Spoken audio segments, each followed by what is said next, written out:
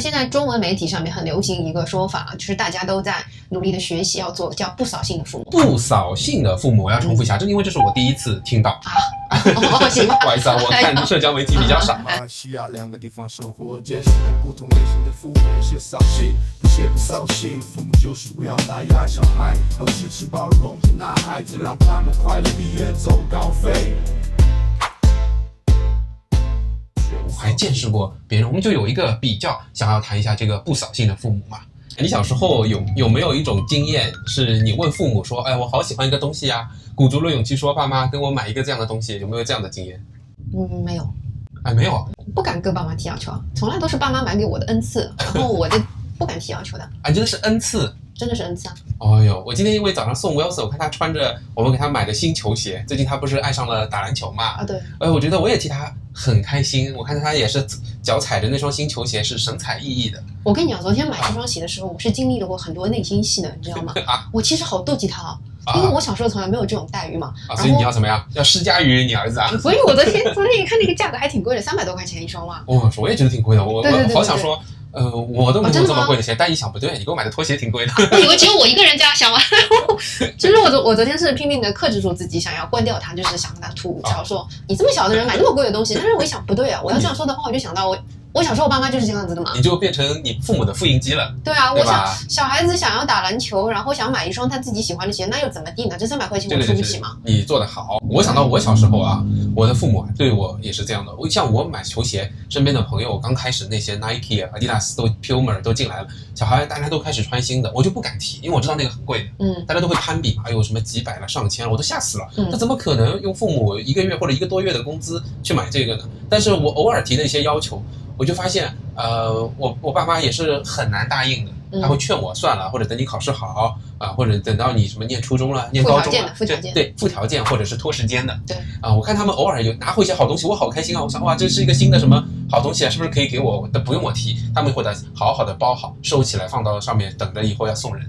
我知道，就对我完全能够理解嘛。然后这个事情，因为我爸妈小时候对我采取的这种所谓饥饿疗法，你知道吗？后来长大有一次，我无意当中就听到他们对别人在炫耀嘛，在其他长辈面前炫耀说，就是因为他们小时候对我采取这种打压式的饥饿疗法，所以呢，我可能好像给他们长了脸，因为那个时候不是高薪嘛，一毕业就找到超好的工作嘛，他觉得脸上很有光。然后呢，后面又很流行一个讲法叫延迟满足。然后我爹妈就把这个东西当做一个事例，说从小对我进行这个延迟满足，所以我才那么有出息。就我曾经听到过一次。好，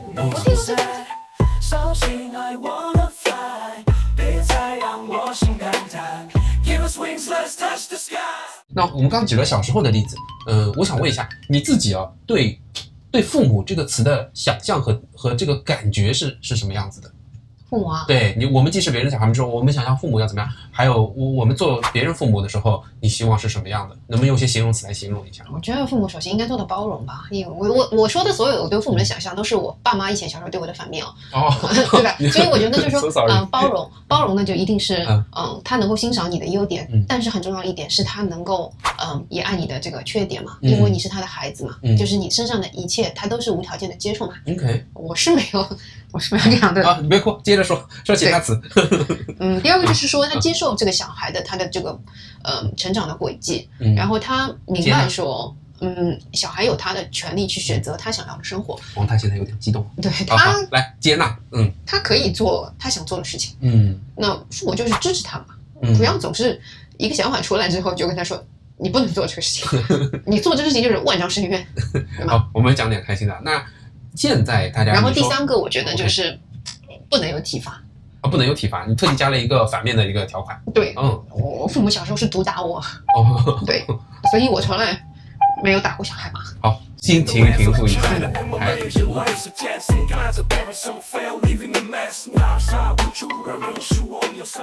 这个是因为我想了解，现在大家这么流行的讲不扫兴的父母，大家指的是什么？如果说指的是同一个方向的话，那我们对父母的想象和定义应该也要去验证一下，符合不扫兴3个字吧。你想不扫兴的什么概念？就是说，首先我脑海当中第一个跳出来就是说，他不会在小孩说出一个想法之后，他把你就是想要灭掉你，就是这个想法念头这个想法，就像熄火灭火器一样，就喷了你的想法，就是你的反对党一样。对，然后第二个呢就是 supportive，然后就很支持嘛。我觉得在大马兰之后，我真的是看到过看到过真正的是不扫兴的父母什么样子的，我特别有感触。好，你又提到了大马了啊，我大家到时候可以听一下我们怎么来看大马的这个父母。我自己啊对父母的想象，我觉得他首先是你一个支持者，就是你的吃饱穿暖、生活、学习方方面面还真的是离不开父母。因为小时候对自己的想象是比较柔弱的、比较孱弱的，真的是需要别人的照顾。第二个这是 basic 法定义务啊，而且对，但是这个是很重要的一点，对我来说，这样的一个生理上的支持。第二呢，就是在精神上的支持和提供的温暖。为什么我跟你不一样？我是可以，我记得啊，我小时候我是能够感受到来自于我母亲的这个照顾。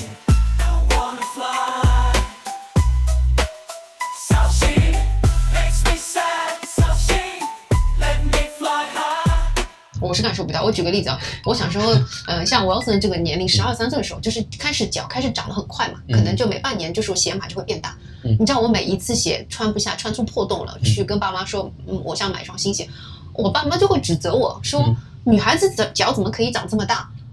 然后就开始说，你怎么一天到晚要买鞋？上次买的鞋不到那双，其实他指责我，我小时候就觉得很罪恶，所以要换鞋的时候，我都真的是不敢提爸妈要换鞋，就是基本的生理需求。而且我爸妈就是你很匪夷所思，我小时候很少穿到合脚的鞋，他总是比我脚要买大那么2、3码，然后呢会在我的鞋尖里面去塞那个草纸，就是用那个卫生纸去把它塞住，你知道那个鞋真是穿的超不舒服啊。可能我觉得他们有一点没有把你当成亲人的。我要让我说一下，你看我也挺激动的。我想到我的母亲，我还是挺激动的，因为她现在已经神志不清了。但她小的时候，你讲的这些案例，比方说我提出来我要去买一条裤子或者是衣服，她就会到四川北路啊，到一些这个中不溜秋的这些七浦路啊这些地方陪着我一个一个去试。虽然我最后都是我说，哎呀，这个我也不喜欢，那个不喜欢，因为我不敢明目张胆的说我喜欢什么，我甚至于也不知道我的偏好爱好什么适合我，所以总归是不欢而散，又回家了，什么都没买到。但他会跟我推荐，他会告诉我，带着我一家一家店去试。我还记得我要去这个补习的时候，多大的雨，他有时候是背着我，因为有一次我脚受伤了，还有就自行车，我们两个在风雨中冒着大雨一起骑，这种场景其实还是在脑海里的，所以我觉得我是可以，我是完全没有，我可以感受到，好羡慕你，我可以感受到。就说到那个买衣服的事情，我妈带我去买衣服的话，我妈就会嫌弃说，太贵了，你只能买20、30块钱的东西。然后每次都是很不欢而散，每次都是跟小贩谈到价格的时候，然后杀不下来，然后就不买了。哎呀，我真的很羡慕你啊！所以我那时候看到你结婚时候你带过来的一些你的衬衣啊，200多块钱，那个时候我觉得，哇塞，就是你们家这样的经济条件，你爸妈给你买200多块钱的衬衫，我家经济条件不知道比你们家好多少了，我妈给我买的，我到上大学还是30、40块钱的衬衫。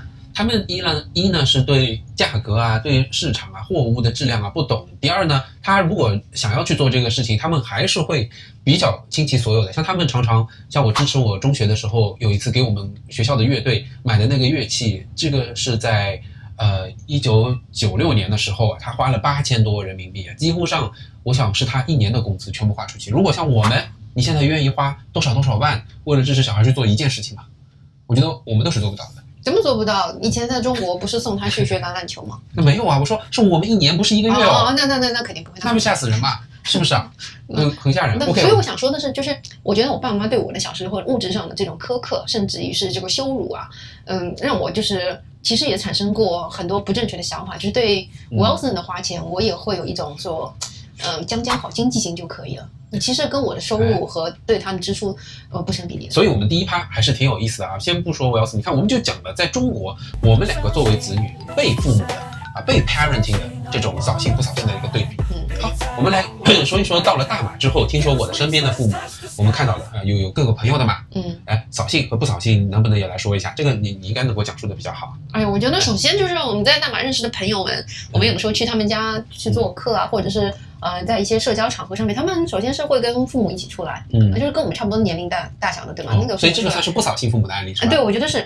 就是你觉得，你的同龄人他们认为自己的父母是很 presentable 的，可以是带出来跟我们一起社交的。这个事情我从来没想。你有想过，你在这个年龄在中国，你跟朋友聚会的时候，你说我可以带我妈出来吗？我应该是能想象，我认识不少人，他们跟父母的关系是很好，但确实不多，也不太会了。你自己会吗？你自己会？我肯定不会啊，我现在和父母关系一般了，我觉得。我是绝对不会的。我因为然后我说第一个是首先不会，然后第二个我觉得我们认识的几对朋友的那个父母啊，他们的那个面容上面来说就是松弛的，舒展然后是嘴角上扬，是始终是微笑的，就是不像我爸妈，你不跟他说话，哇塞，你就是不怒自威的那种感觉，他们是满目敬而远之愁容的，不是满目愁容，就是板着脸，板着脸的。对，那是你爸妈，我爸妈没有。那这里的父母我们见到的就是明明他们很多有在帮小孩做事，比如小孩在创业，在比如开一个店。他们都来帮忙，一周工作6天，明明很辛苦，但是脸上还是看不到任何的愁容，比较舒展。我觉得是可能就是相由心生吧，可能长期的他们，我也不知道，可能是这边天气滋养，还是他们心态问题。就是你看他的这个脸，然后在跟他交往的过程当中，你听他描述讲他以前是怎么样子的一个生活状态，你会觉得说啊，他的这张脸表现出的感觉是，好像就所谓的一句话叫从来没有被欺负过的脸。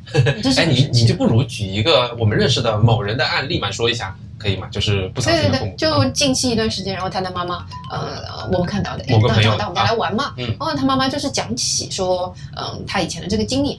我觉得这个妈妈给我的感觉，如果她不说话的话，我会觉得她应该是个很富足的一个老太太。整个的脸是她所有的五官都是圆润的，然后那个发丝是银白色，然后还有她染色的这个混杂，其实感觉是一个很优雅，然后很慈祥的，就是我真的感觉是很慈爱的一个妈妈。结果有一天，很偶然的机会，她就说起来嘛，她说其实她是有5个小孩，然后她是一个人把他们几个小孩拉拔大的。让我补充一下这个场景，是因为我们到我们认识的这个朋友的店里吃饭，那天呢说巧不巧，突然间断电了，对，所以大家都无事可做，他的妈妈就过来陪我们，跟我们拿了点东西过来，从厨房里面就是出来，然后说稳定一下我们顾客的情绪，然后就跟我们聊起来了。然后你接着说他带大了5个小孩，怎么说？对，他聊起来是因为在他的老家，他们在柔佛那里嘛。他说：“哇，这个断电的事情在我们柔佛，我们是一直都是经历的。然后常常包括我说我很惊讶，就问他说你是现在也会经历吗？他说会啊，不光断水还要不光断电还会断水。他说那个断水就是几天几夜，然后断电也是这样子。我就说哦天哪，这个不可想象啊。那我想接下来他要开始抱怨嘛，结果他就很浅浅的抱怨一句说断水挺不方便，特别是在过年期间的话，你这个大家要煮团圆饭，然后厕所不能冲水。”这是怎么过？然后就这样讲很 slightly， 然后就讲完之后他就不讲了。哎呀，我觉得，然后他接下来他就说了，这里已经好很多了，意思指我们在这个沙登这个区域已经好很多了。你怎么是不扫兴呢？就是中国的话，我们认识很多这个家长，还会想到以前的苦日子，就喋喋不休，就像我刚刚那个样子，祥林嫂一样，叭就开始讲很多，然后开始忆苦，但是很少会有思甜这一趴。就不单单是对子女，你的意思说，作为父母，他对外人，对吧？对环境也会各种抱怨，让别人感到不舒服。对，然后接下来他就讲到嘛，说那个我也不知道为什么突然间就引到了说，他有5个孩子，然后其实他在他的那个5个孩子很小的时候，可能5、6岁的时候，最小的孩子可能只有5、6岁的时候，可能他的先生就因为一场事故就突然之间离世了。所以他说这5个小孩都好厉害，都非常的独立，都非常的懂事。然后甚至于有几个孩子他们是读书成绩很好的，但是考虑到家里面的这样的一个情况，只能出去做工，就放弃学业了。对，然后就开始养家。所以这个就应和了你最早定义时候，就他作为父母是接纳并且支持自己的孩子。对，是吗？而且就是他会在一个陌生人的面前去夸奖自己的孩子，这个很不可思议。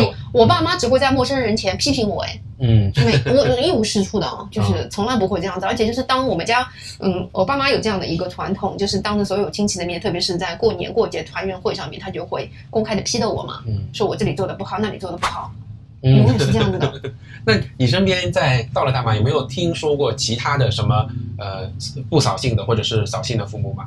我觉得还有不扫兴父母，就是另外一对，我们到他们家里面去过年的嘛，就是那个父母坐在那里，就是你感觉是像《红楼梦》里面描述的那个家里面的贾母的那个形象嘛，就是含饴弄孙，其乐融融，就坐在那里，你跟他问他说什么，他都是好，然后微笑点头，然后就看着孙辈们在那边开着麻将桌啊，唱卡拉 OK 啊，聊天啊，打牌啊，他不是像我们家人那样跑过来会问你一句，今年年终奖是多少啊？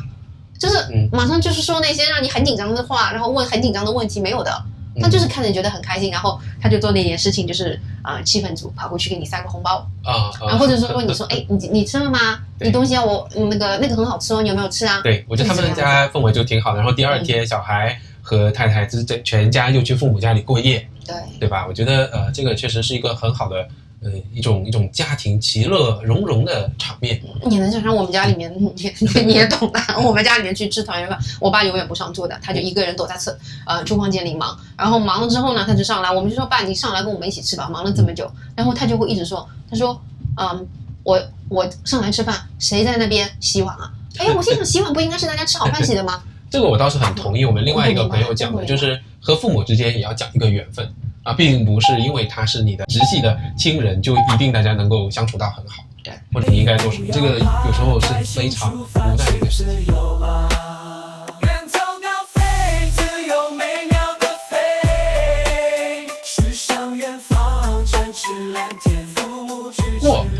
我们在讲第三个情况，就我们现在是父母了，我们已经做了12年的父母了，我们如何做父母？我们如何对孩子、对身边人、对环境吸收到大马的养分，去好好做父母？应该就要做一个不扫兴的父母，对，这是可以选择的嘛？对呀，你有些什么正面反面的案例吗？正面反面的案例，我觉得比较受启发的是，因为我来大马之后，不是还在治疗我的抑郁症的情况下，我是有请了一个心理咨询师嘛，然后他其实说的一些话，非常的打动我。机缘是因为我跟他就是描述了，我说我有一种迷思我就一直在想说，我小时候经历过的这些父母对我的比较厉害的这种所谓的爱。就是先苦后甜打压式的爱，我始终有一种迷思，我不知道是不是我也应该让我的孩子去接受一些挫折教育，然后我当然不会像我父母那样的严厉，但是先苦后甜嘛，然后我的心理咨询师说的那番话，就是他告诉我，其实你要分得清楚，你父母对你的那种爱，那个是低级的爱，然后它是一种心理残缺甚至是残疾的爱，其实是没有必要，爱就应该是包容性的。怎么会说是你要小孩达到了一定的你定的标准的情况下，你才对他付出爱？不是这样的，就是付出一个爱，就是全然的接受这个样子的爱。然后第二个，他就是说，你这个全然接受的爱的先决条件是你要全然的接受你自己，并且好好的爱你自己。所以他告诉我说，你首先是要对自己好。我觉得这点启发之后，就是你补足了心里面的一个短板。我始终以前的指导思想就是我爸妈以前是这样对我的。所以我只要比我爸妈对我孩子好就可以了，其实是不对的。对，那你觉得你现在能做到你是不扫兴的父母吗？我现在正在尝试学习，我觉得很多一些脱口而出会想到的一些反应，我会知道说我在说出口之前我要想一想，我这样说的目的是什么？我是为了扫他的兴吗？是为了把他的那个要求关掉吗？你还是会有一些本能的这个毒素会出来，会很多就是像条件反射一样。我条件反射的第一反应大部分是我爸妈以前对我那个样子，真的那影响那他影响了好几代人嘞。所以就是一代害三代嘛。我要是没有这个意识去阻断他的话，我觉得就真的是我就是他们的复印件。那我觉得我有可能走到你的前面了。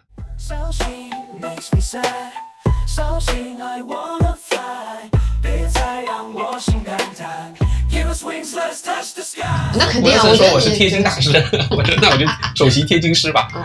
我真的有这种感觉啊，尤其是在大马，我完成了一个你现在的过程啊，可能是我就是你现在达到的是我以前我觉得已经是这样，就是在中间吧啊，尽量不去做很严格的父母。然后我现在经历过了一个相对痛苦的过程，一个是他，一个是我。对他来讲呢，因为他小孩从10岁、11、12岁，他有一个自觉度慢慢提升。他有一个利用了你对他的好，没有做到对他自己和对你托付的这个要求的过程，然后走向他可以慢慢做到。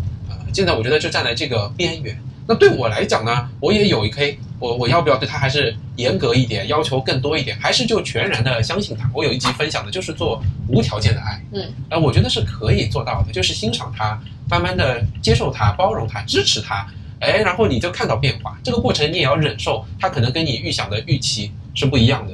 他所展现的结果并不是你所希望，甚至于他的表现令你失望了，他打破了自己的承诺，你也觉得 OK 没关系啊，不管是物质上还是精神上各种事情上，我觉得我可能在走这一段的过程。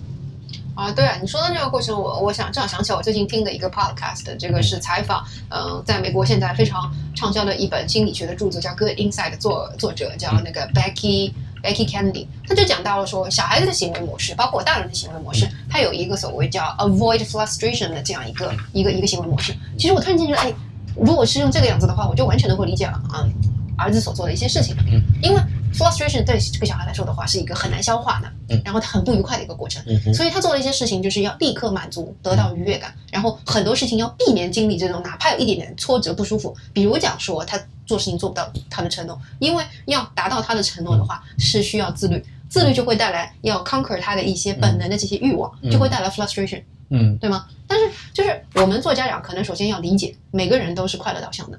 做的很多事情就是这样子，我也觉得然后他要去经历过，说有一些 frustration，他要首先要去体验，然后体验明白，就是这个 frustration 不是像他之前想的那么样子吓人，不是人只能为了自己的这个多巴胺去活着，慢慢的引导他。我觉得是对，因为小孩他是一个。